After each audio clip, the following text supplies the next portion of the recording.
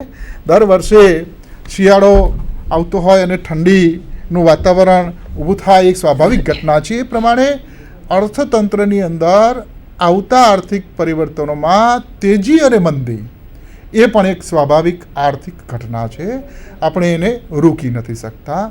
તેજી આવે પછી મંદી આવે, મંદી આવે પછી તેજી આવે, એમ અર્થતંત્ર આ ચક્રમાં ગતિમાન થતું હોય છે. પણ ક્યારેક મોટા પ્રમાણમાં જો મંદી, ભયાનક મંદી અર્થતંત્રમાં આવતી હોય તો એ આખા અર્થતંત્રને ડામાડોળ કરી દે છે, આખા અર્થતંત્રના વિકાસને અવરોધે છે. અને તમામ સેક્ટરિકલ ડેવલપમેન્ટમાં તમે નજર કરો તો પછી એગ્રીકલ્ચર સેક્ટર હોય, સર્વિસ સેક્ટર હોય, ઇન્ડસ્ટ્રીયલ સેક્ટર હોય, તો એ તમામ ક્ષેત્રોને પણ આ જે મંદી છે એ ઇફેક્ટેડ થતી હોય છે. મંદીનો એ ઇતિહાસ આપણે બધાને ખબર છે કે 1929-30ની એક જે મંદી આવી વિશ્વમાં, એ સુવર્ણ અક્ષરે લખાઈ ગઈ. સુવર્ણ અક્ષરે એટલા માટે કે મંદીને કે આપણે સારી બાબત તરીકે જોતા નથી, એટલે એને ઇતિહાસના પાને લખવી જોઈએ કે પછી એ વિદ્યાર્થીઓને ભણાવવી જોઈએ સારી બાબત તરીકે. એ દૃષ્ટિકોણથી આપણે એ વાત નથી કરતા. પણ 1929-30ની મંદી પછી એક મહાન અર્થશાસ્ત્રી પ્રોફેસર કેઇન્સનો જન્મ થયો. બરાબર. આ 1929ની મંદીને દૂર કરવા માટે તમામ સેન્ટ્રલ બેંક, વિશ્વના દેશોની તમામ સેન્ટ્રલ બેંક કે જે મોનેટરી પોલિસી ઘડે છે અને મોનેટરી પોલિસી દ્વારા મંદી અને તેજીને ફુગાવવા અને મંદીને કંટ્રોલ કરવાના પ્રયત્ન કરે છે. Because stability is must for the development. જો તમારે વિકાસ કરવો હોય, આર્થિક વિકાસ કરવો હોય, તો અર્થતંત્ર કેવું રહેવું જોઈએ ઠાકોરભાઈ? સ્થિર રહેવું જોઈએ. બરાબર છે. સ્થિરતા એ જરૂરી છે. આપણે પ્રવર્તમાન સંજોગોમાં તમે નજર કરો તો થોડા સમય પહેલા ચઢાવ ઉતાર આવી શકે છે, પણ એનું બેલેન્સ લઈને રીતે આગળ ડેવલપ થવું જોઈએ. Absolutely right. અને હમણાં જ આપણે તમે જુઓ સાહેબ, તો થોડા સમય પહેલા ઇન્ફ્લેશન રેટ બહુ હાઈ હતો. ખાદ્ય ફુગાવાનો દર 17-16-17% હતો અને પછી તરત જ ડાઉન થઈને 5 કે 6% આવી ગયો. બરાબર છે. તો આ અપ અને ડાઉન બહુ ટૂંકા ગાળામાં જો મોટા પ્રમાણમાં થયા કરે અર્થતંત્રમાં, ફુગાવો એકદમ હાઈ જતો રહે ફરી પાછા ભાવ એકદમ તળિયે આવતા રહે, તો ધીસ ઇઝ ધ અનસ્ટેબિલિટી. એને અસ્થિરતા કહેવાય. એને સાહેબ આપણે એમ પણ કહીએ કે ઉત્પાદનમાં બી બહુ ઘટાડાનો એક પ્રેરક બળ છે. Absolutely right. અને ખરેખર આર્થિક જે નબળો વર્ગ છે ને, એમને લાઈફમાં જે ઉત્પાદનમાં જે ખરેખર કામ કરવાની ઉત્સુકતા હોવી જોઈએ, એનર્જી હોવી જોઈએ, ઉત્સાહ હોવો જોઈએ, એમાં આપણને ખૂબ મોટી મુશ્કેલી જણાતી હોય છે. ઉત્પાદન તો અગત્યનું પરિબળ છે જ. તમે કીધું એ પ્રમાણે કે માણસ જે ઉત્પાદન ક્ષેત્રે રોકાયેલો છે એને બહુ સ્ફૂર્તિથી અને વ્યવસ્થિત ઉત્પાદન કરવું જોઈએ, ઉત્પાદન વધે એવા પ્રયાસો કરવા જોઈએ, ટેકનોલોજી એડોપ્ટ કરવી જોઈએ અને ઉત્પાદન વધારવું જોઈએ, ટેકનિકલ જ્ઞાન પ્રાપ્ત કરવું જોઈએ અને ઉત્પાદન વૃદ્ધિ કરવી જોઈએ. બરાબર છે. સુધારાઓ કરીને ઉત્પાદનમાં વૃદ્ધિ કરવી એ આપણે કીધું એ પ્રમાણે એ અગત્યનું પરિબળ છે. અને ઉત્પાદન વધે તો અર્થશાસ્ત્રનો માગ અને પુરવઠાનો નિયમ તો આપણે બધા જાણીએ છીએ. આ વસ્તુ એક અગત્યની બની રહી છે. તમે કીધું એ પ્રમાણે આ સીધી વાત એના ઉપર આવી કે ભાઈ જો ઉત્પાદન વધે તો આ બધી જ બાબતોને આપણે ડાઉન, કારણ કે ઉત્પાદન સાથે એક વ્યાપાર ચક્ર છે ને ખૂબ ગાઢ રીતે જોડાયેલું છે, સમજવાની જરૂર છે. અને એટલા માટે આ બધી જ બાબતો પરિવર્તિત થયા કરે છે. બરાબર. ધારો કે એકદમ ઉત્પાદન ઓછું થાય તો ભાવ હાઈ જાય અને ભાવ વૃદ્ધિ એ ફુગાવામાં પરિણમે અને આપણે એને તેજીના સારા નામથી ઓળખીએ.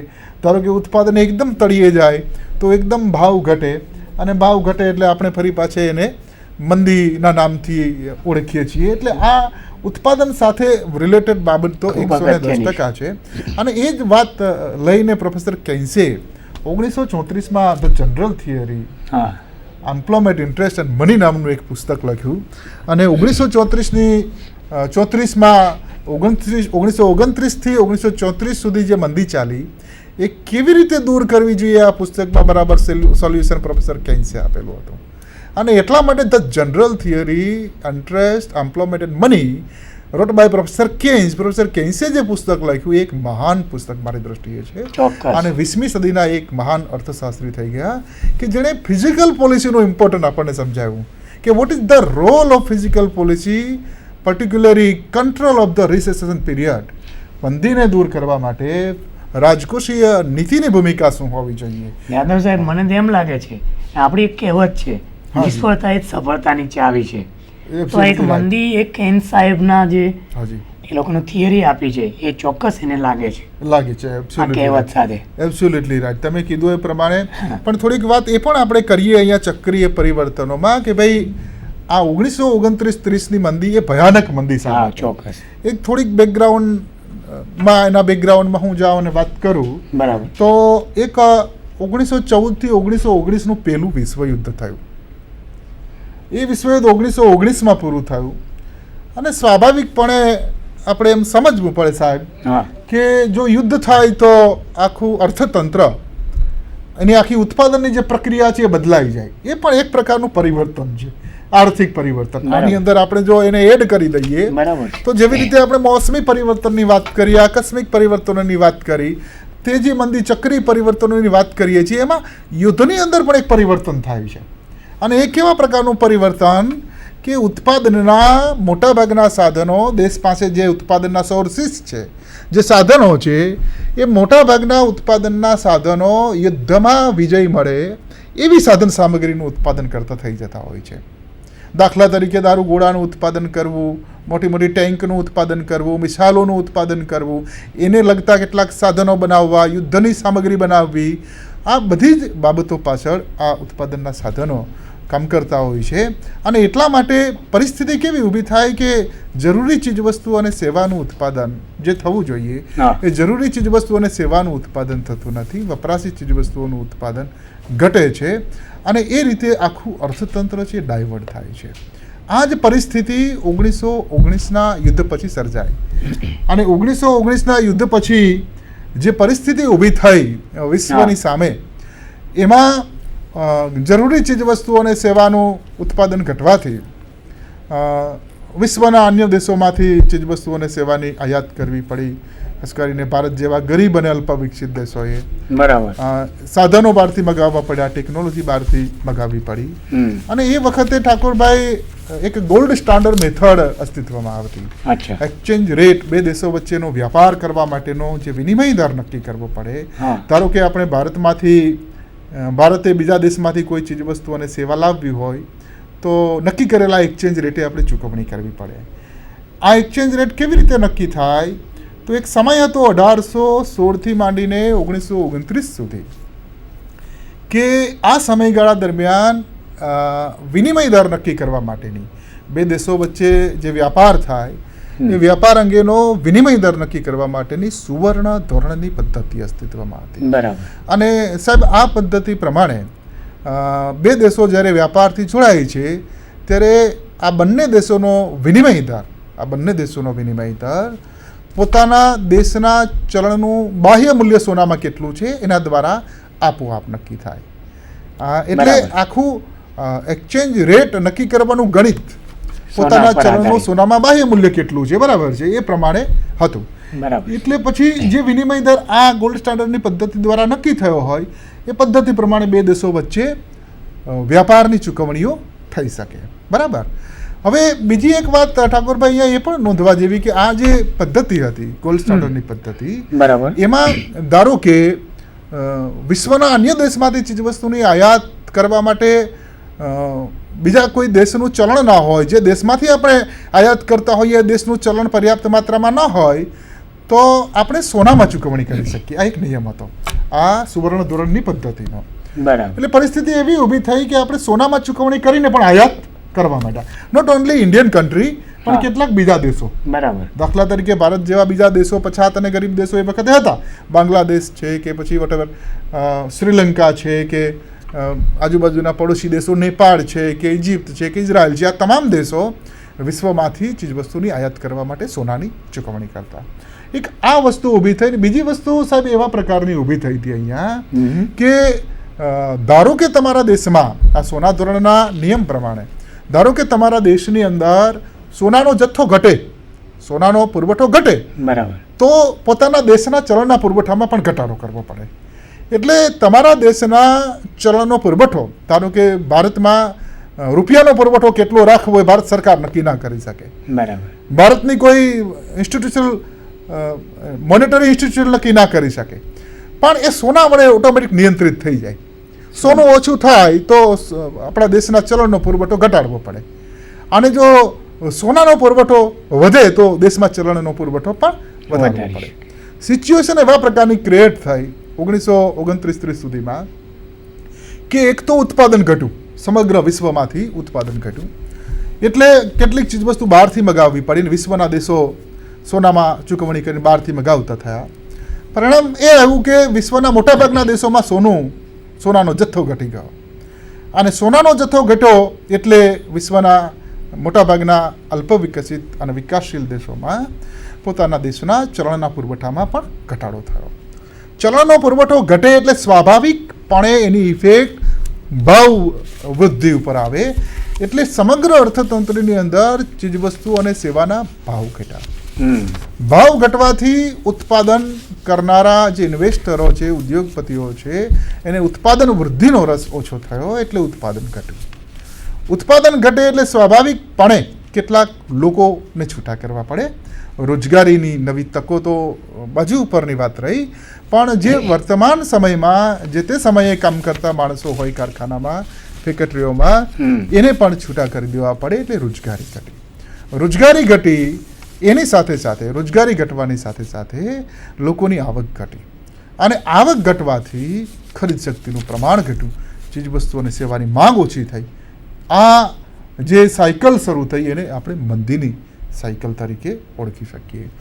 આ જે મંદી છે એ માત્ર કોઈ એકાદ દેશમાં શરૂ થઈ એવું નહોતું, પણ વિશ્વના મોટાભાગના દેશોમાં આ પ્રથમ વિશ્વયુદ્ધ પછી, અને ખાસ કરીને ગોલ્ડ સ્ટાન્ડર્ડ સુવર્ણ ધોરણની પદ્ધતિના કેટલાક એવા નિયમોના લીધે કે ખામીઓના લીધે કે નબળાઈઓના લીધે આખા વિશ્વમાં મંદીનું ભયાનક વાતાવરણ ઊભું થયું. ઠાકોરભાઈ, બરાબર. આ મંદીનું જે વાતાવરણ ઊભું થયું એમાં મોનેટરી પોલિસી, જે નાણાવાદી અર્થશાસ્ત્રીઓએ સિદ્ધાંતો આપ્યા આપણને, એ નાણાવાદી અર્થશાસ્ત્રીઓના સિદ્ધાંતો મંદીને દૂર કરવામાં સદંતર નિષ્ફળ ગયા, અને એટલા માટે આ મંદી વધુ ને વધુ ઘેરી બની ગઈ, અને એમાંથી અમેરિકા પણ બાકાત ના રહ્યું. અમેરિકા સહિત વિશ્વના તમામ દેશોમાં 1929ની ભયાનક મંદી વ્યાપી ગઈ. પછી આ એક મોટો પ્રશ્ન, જે પરિવર્તિત અર્થતંત્રની અંદર મોટું પરિવર્તન આવ્યું, જે ભયાનક મંદી આવી, એને કેવી રીતે દૂર કરવી એક ચિંતાનો વિષય હતો વિશ્વના તમામ દેશો માટે, અમેરિકા સહિત વિશ્વના તમામ દેશો માટે. કારણ એ હતું કે કોઈ નાણાકીય એક્શન, નાણાકીય સાધનો કે નાણાકીય પરિબળો પણ મંદીને દૂર કરવામાં સદંતર નિષ્ફળ જતા હતા. એવા સંજોગોમાં 1934ની અંદર પ્રોફેસર કેઇન્સે the general theory interest employment money નામનું પુસ્તક લખીને દુનિયાને મંદીમાંથી કેવી રીતે બહાર આવવું એના જુદા જુદા સિદ્ધાંતો આપ્યા. કેઇન્સે રાજકોષીય નીતિનું મહત્વ સમજાવ્યું ઠાકોરભાઈ, અને એવી વાત કરી કે ભાઈ લોકોની ખરીદ શક્તિ વધારવી પડે, આમાં તો વપરાશ વૃત્તિ વધારવી પડે, પણ ખરીદ શક્તિ ક્યારે વધે, વપરાશ વૃત્તિ ક્યારે વધે, એને રોજગારી મળે. તો તમારે કોઈ વસ્તુ ખરીદવી હોય માર્કેટમાંથી તો તમે ક્યારે વસ્તુ ખરીદી શકો? હા, without money you can not purchase any type good and services from the market. Money is necessary for the purchasing. એટલે નાણું એક અગત્યની બાબત બની ગઈ. નાણાંમાં વૃદ્ધિ થવી, આવકમાં વૃદ્ધિ થવી એ અગત્યની બાબત બની ગઈ. મને એક યાદ આવે છે આ બાબતમાં, હાજી, કે આ મંદીમાં એક WTOની પણ એક વધારે ઇફેક્ટ આપણને જોવા મળે છે. હાજી, આપણે જોઈએ ને કે આપણા દક્ષિણ ભારતની અંદર જે ચા ઉદ્યોગ છે, હાજી, એ ખરેખર ચાનો ઉદ્યોગ ખૂબ વિકસેલો, અને એમાં લોકોને એવું મંતવ્ય હતું કે જે કૃષિ વિભાગ છે, જેટલો કૃષિ ક્ષેત્રનો વિસ્તાર છે, એ બધા જ વિસ્તારમાં ચા જ પકવીએ અને એનો નિકાસ કરીએ. એ ટોટલ નિકાસ રશિયાની અંદર થતી હતી, અને એ લોકો બધું મળી રહેતું હતી. આવક નિકાસ થાય એટલે ઓટોમેટિક આવક મળે, રોજગારી મળે, બરાબર, અને પ્રાથમિક સુવિધા પૂરી પડી શકે છે. પણ જ્યારે આ WTOના નિયમ બદલાયા અને એના કારણે વિશ્વના અન્ય દેશોમાંથી પણ રશિયાને ચાની ઉપલબ્ધિ મળી ગઈ, બીજા દેશોમાંથી સોર્સ મળ્યો, કે ભાઈ આપણે ભારતમાંથી નહીં તો બીજેથી પણ ચા મળી શકે એટલે આપણા દેશના નિકાસકારોને અથવા તો ખેડૂતોને જે ભાવ મળતા હતા ને કિલો દીઠ, એ ખરેખર અન્ય દેશોમાંથી, ચાઇનામાંથી કે એમને ત્યાં ઇમ્પોર્ટ થવા માંડી રશિયામાં, તો આપણા ચાના ભાવ ખૂબ ડાઉન થઈ ગયા છે. બરાબર. અને ડાઉન થવાના કારણે આપણે એમ સ્વીકારી લઈએ છીએ કે આપણા ખેડૂતોને ખૂબ મુશ્કેલી પડી છે. બરાબર છે તમારી વાત, મંદીનું જ કારણ જોવા મળે છે. બરાબર છે તમારી વાત. આ એક વ્યાપાર ચક્રમાં એ મોસમી બેકારી તરીકે કે એને રેગ્યુલર બેકારી તરીકે પણ આપણે કહીએ. હાજી, એબ્સોલ્યુટલી રાઈટ. કારણ એ કે જો ધારો કે કૃષિ ક્ષેત્રનું ઉત્પાદન ઘટે, આ ચાની જ વાત તમે કરી, થોડીક એક વાત એવા પ્રમાણે વચ્ચે આપણે કરી લઈએ કે ભાઈ તમે ચાનું ઉત્પાદન બીજા દેશોમાં, ચા તો મુખ્ય નિકાસમાં આવે, ભાઈ બીજા દેશમાં આપણે નિકાસ કરીએ તો વિદેશી હુંડિયામણીની કમાણી થાય, તમે કીધું એ પ્રમાણે રોજગારીમાં વૃદ્ધિ થાય, ઉત્પાદનમાં વૃદ્ધિ થાય, બરાબર છે. પણ જ્યારે WTO અંતર્ગત વિશ્વના અન્ય દેશોમાંથી તમે કહો છો એ પ્રમાણે જો ચાની ખરીદી રશિયા કરી શકતું હોય તો એની સ્વાભાવિકપણે ઇફેક્ટ આપણા કૃષિ ક્ષેત્ર ઉપર પડવાની છે કે ભાઈ કૃષિ ક્ષેત્રમાં મંદી આવવાની છે, ત્યાં ઉત્પાદન ઘટવાનું છે, ત્યાં રોજગારી ઘટવાની છે. અને આ જે બધી બાબતો ઊભી થાય એ એક વૈશ્વિક સ્તરનું આવેલું પરિવર્તન, ગ્લોબલ ચેન્જીસ તરીકે આપણે એને ઓળખી શકીએ. કારણ કે WTO આપણે એના ભોગ બનવું પડ્યું આ મંદીનું. એટલે કૃષિ ક્ષેત્રના ઉત્પાદનમાં ઘટાડો થાય છે, ક્યારેક ત્યાં પણ મંદી આવે છે. એ તમે કહો છો એ પ્રમાણે માત્ર મોસમી પરિવર્તનોને લીધે નહીં, પણ કેટલાક આવા પરિવર્તનો પણ ઇફેક્ટિવ બને છે. અને મારે તો એ પણ કહેવું છે ખરેખર કે આવી પડેલા પરિવર્તનો છે ને આપણને મુશ્કેલકારક છે. એ ખરેખર આપણે એમાંથી બચવા માટે, એમનો સામનો કરવા માટે તમે એકવાર કીધું છે અવેરનેસની જરૂર છે.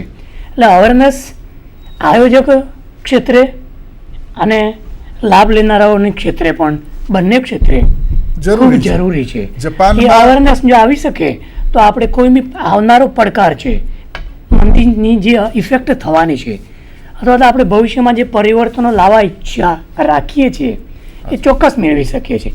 ગમે તેવી પરિસ્થિતિ મુશ્કેલવાળી કેમ ના હોય, પણ આપણે જો ચોક્કસ બેઝિક શરૂઆતથી તળિયાથી માંડીને અવેરનેસ રાખીશું